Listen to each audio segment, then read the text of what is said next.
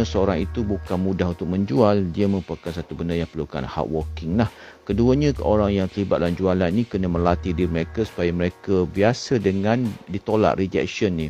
Rejection bukannya membunuh mereka, membunuh salesman, membunuh jualan, tapi sebenarnya adalah satu kebiasaan dalam proses jualan, kerana pelanggan masih lagi belum trust betul-betul pada kita. Begitu juga objection, kan, reject satu, objek ni yang tak setuju dengan apa yang kita nyatakan pun sama.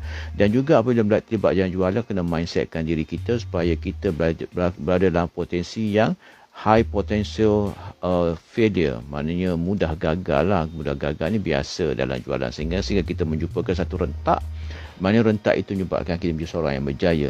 Dan juga dalam berjalan ni dia ada persistent disappointment, maknanya benda yang persistent lah. Kadang-kadang kita kecewa tu biasa, tak masalah kan. Kadang-kadang ada juga yang konsep tikam belakang, ada juga halangan-halangan yang tak terduga. Kadang-kadang menghadapi juga pengalaman-pengalaman yang menakutkan, yang difficult yang dihadapi. Dan juga kadang-kadang terasa disisihkan, kadang-kadang kawan-kawan menjauhkan diri. Dan juga kadang-kadang kita sebagai orang yang terlibat dalam jualan ini, cabaran kita kadang kita sukar untuk memahami kehendak pelanggan, sebab kadang pelanggan tidak bercerita dengan betul pada kita apakah kehendak mereka. Maka dia memerlukan pada borak-borak dan sebagainya yang akan melahirkan supaya kita faham kehendak pelanggan. Akhirnya kita boleh menyelesaikan masalah pelanggan.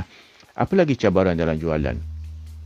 Cabaran jualan ni adalah apabila kita nak berdepan face to face, one to one ni. Itu pun cabaran juga untuk berkomunikasi, bersembang secara berdepan ni merupakan satu benda yang cukup mencabar. Tapi itulah latihan bagi orang terlibat dalam jualan.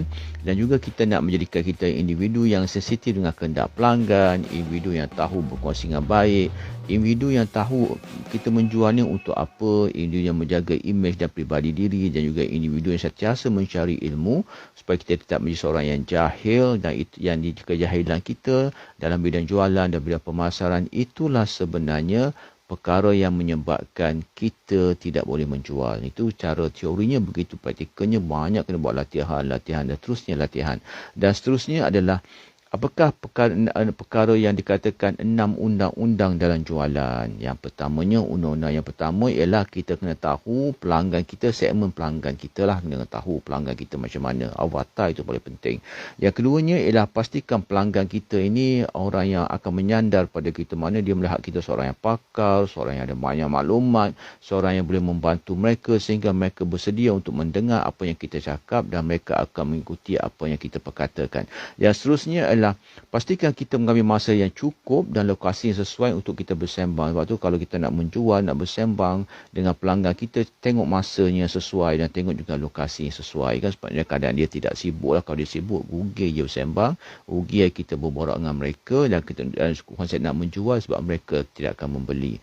Dan seterusnya adalah menjual ini akan menjadi lebih mudah kalau kita rapat hubungan kita dengan pelanggan. Sebab tu dia punya konsep ialah 12 kali jumpa barulah konsep jualan itu menjadi lebih bagus. 12 kali jumpa ni bukan satu benda yang mudah lah sebenarnya kan. Tapi kalau boleh buat, itulah satu undang-undang jualan yang sangat bagus.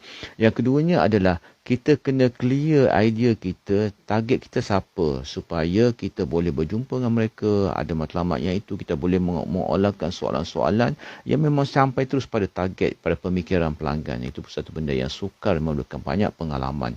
Yang ke-6, ya pastikan kita ini mendapat kemerahan pelanggan dulu sebelum bertindak. Jangan merayu, sebab bisnes ini satu benda yang mahal. Maknanya kalau pelanggan itu nak membeli, bukan kita nak rayu pelanggan itu membeli. Pelanggan itu membeli apabila dia dah ready untuk membeli. Itulah konsep 6 undang-undang dalam jualan.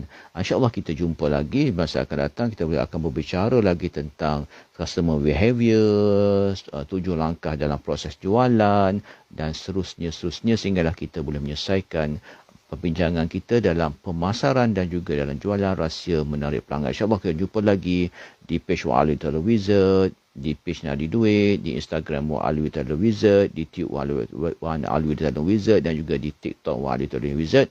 Dan kita sebagai usahawan bisnes kecil ini sentiasa mencari ilmu, mencari kemahiran dan semahu menerobos citra diri. InsyaAllah kita jumpa lagi. Best anda sentiasa terbaik. Assalamualaikum warahmatullahi ta'ala wabarakatuh.